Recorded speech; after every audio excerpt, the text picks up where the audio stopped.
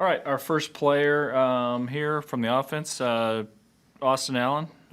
So questions for Austin, if you have them. Go ahead and put them in the chat. Put someone on the spot here. There's questions. Sean Callahan. Hey, Austin, I'm just curious, what was the team's reaction to hear that you guys are going to be playing on a short week out at Rutgers, and how have guys responded this week? Sorry, I couldn't hear that. Try and repeat that, Sean. Otherwise, just go ahead. Austin, what was the team's reaction just hearing that you guys are going to play on a short week at Rutgers, and how have the guys responded having to get back to work so quick with a long road trip ahead? Yeah, we kind of figured we'd have a game coming up this weekend. We get the opportunity to play Friday, a game earlier. It's a little less time to recover, so to say, but I think we're all excited for another opportunity to compete.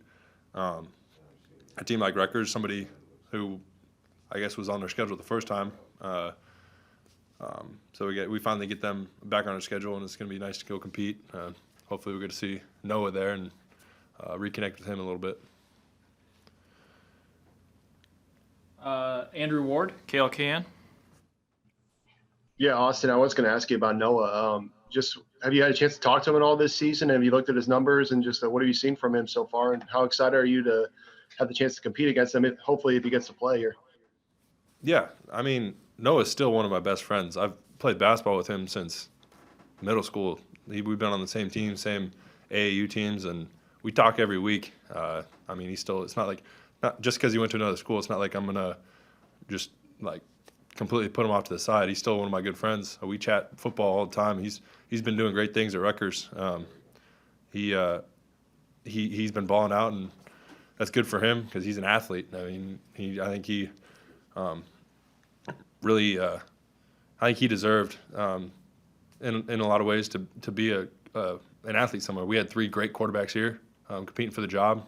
Noah went on to Rutgers, and he's doing great things for them, so it was good to see. Parker Gabriel, Journal-Star. Hey, Austin. Scott, after the game, talked about consistency and just needing more of it in general. What goes into developing that, and where do you think you guys as an offense are in the process of trying to develop consistency? Consistency, I mean, that comes with repetitions. We get a lot during the week, and a week like this, it's shortened up. We gotta take a little extra time in the meeting rooms, little extra time walking through in the afternoons, just walking through the game plan. It takes a little extra time on your free time in a week like this to go over what we need to get accomplished in a short week. But when it comes to consistency in the games, getting yourself mentally in the right place to go, that's where we need to get a little bit better at, I think, leading up to the game. Brian Christopherson. Hey, Austin, were you surprised by Saturday's game? Because Scott said you guys practiced really well. I mean, what did you think of just sort of the disconnect between having really good practices and maybe not the performance you wanted? Yeah, I feel like that happens sometimes. You have a great week of practice, and sometimes things just don't come together on Saturday. I do agree that was one of our best weeks of practice. Coach Frost didn't really have to say anything when it comes to us accomplishing what we need to get done. We sensed it ourselves running through the offense. We could see that I didn't do that block right, and somebody else saw it, and they'd be like, "Oh, let's run it back. Let's reload that play. You didn't do that right," and we could accomplish it ourselves. And so that allowed Coach Frost to view other things at a different perspective because we could take care of things ourselves. It's just on Saturday, I don't think we accomplished as a team what we needed to accomplish as up to our standards, so to say. And that'll get better as the more we work on it. Evan Bland, World Herald. Hey, Austin, you guys are playing, your 7th Big Ten game in as many weeks. You're playing deep into December. I guess, could you describe what's the effect of that weekly grind mentally, physically on you guys as you're finishing out this regular season? Yeah, it's for sure you could say it's taxing. It's usually in a normal season you'll have a bye week here and there. Coach Frost made an emphasis after practice to be in the cold tubs, to stretch, to do everything you can to get your bodies right. I know there's a handful of us just now that after practice was doing a little yoga session to get our bodies right, stretch it out. That was my first time ever doing that, and that was I'll be doing that here again soon. But it was a big emphasis after practice to take care of our bodies, because it is week 7, 8. I don't even know what game it is now, but it's deep into the season with no break, so to say. So the emphasis on taking care of our bodies is at an all-time high. Whose idea was the yoga? It was actually Travis. Travis got together with the trainer last week, and the trainer walked him through it, and he said, "You need to try this." I mean, it got me right. And I said, "Okay, I've never done it before, but I'll give it a shot." And I did, and my body feels great right now. Sam McEwen, World Herald. Hey, Austin. Why do you think you guys have struggled in the second halves of games this season? I don't know. I don't know if there's a rhyme or reason. It's football. Sometimes things just don't go your way. I mean, the consistency we need as an entire offense needs to continue through the whole game. We need to execute from play 1 to play 70. It needs to happen through the whole game, and sometimes I think in the second half, just that lapses a little bit, and that's on us as leaders to try and make sure that doesn't happen ever again here at Nebraska. You've been really insightful and thoughtful over the years just about where the team is in terms of its, mental approach to the game.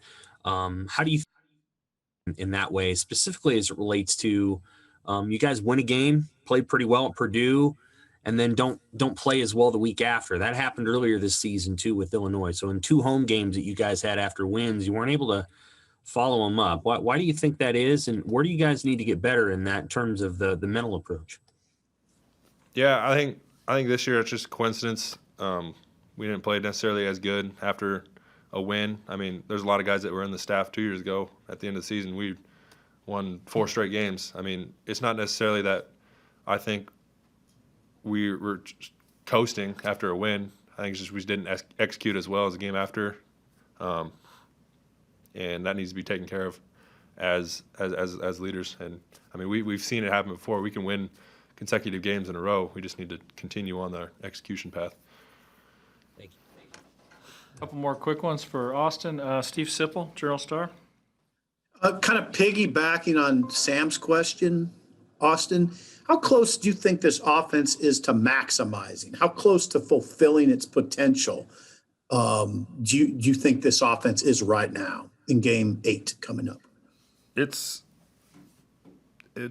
almost over repeated how close. I mean, Frost says it, Lubick says it. We're so close. I mean, I'm watching film after these on Sunday morning, and I'm seeing these on my iPad here, and I'm seeing the whole play executed perfectly, and then there's one guy that misses his block, or one guy that runs the wrong way, gets the wrong signal, that like screws up the whole play, and it's just frustrating because we're so close, and it's just like if I could go back and like in the play in that time, just make sure everybody's got the right thing. It's just that this offense is built to execute based on 11 guys doing the right job. It can't happen with just 10, but we're so close, and I'm seeing that on film every week, and it's frustrating that we can't get that one guy to get that done, but that's on us as leaders to make sure that doesn't happen in practice, so it carries over into the game, so all 11 are executing at all times.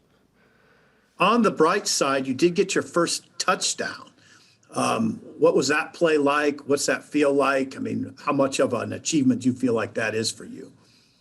Yeah, we always joked in the tight end room that I was a little cursed about getting a touchdown. 2 years ago, we ran a trick play, and the ball was underthrown. Last year, we had many opportunities, just didn't get the job done. And last week, I'm tripping over my own feet on a wide-open score. And we always said it was cursed a little bit. So once I saw that play call in the red zone and the defensive look, I knew I was probably going to score here, and the curse was going to be broken, so to say. But it was a blessing. I finally got the opportunity to get in the end zone. Hopefully there's many more to come. We'll finish up Austin with Kevin Suits, 10-11.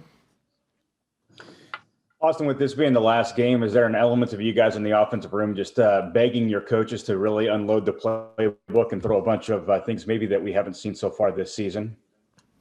I mean, our offense is pretty unique in itself. Every week we always got stuff we can come to. I don't think necessarily just because it's the last game we're going to throw everything in the book at them. We're going to take care of what we need to take care of as an offense. It's just we got to execute what play is called, and if he gives us something crazy, we're going to go execute it. I don't think that's. I think we're gonna go run our offense, and we're gonna go take care of us, and that's what I think what needs to happen if we want to go win. All right, thank you, Austin. We will have Ty Robinson next.